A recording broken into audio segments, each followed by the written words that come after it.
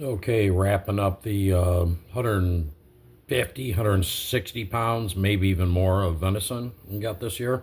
I cannot wait to have all this done. It's all vacuum sealed. I still have leftovers for jerky and treats for my amazing cat lover, but really late. I'm exhausted. Up till 3 last night. So these are actually fresh jalapenos I got from Aldi's. Aldi's is amazing with their produce. Cream cheese. This is some roast, leftover roast. Got some tomatoes in there. Got a bunch of grilled onions. They're all covered up. Pepperoncini peppers, some jalapeno stuffed olives, and a tortilla.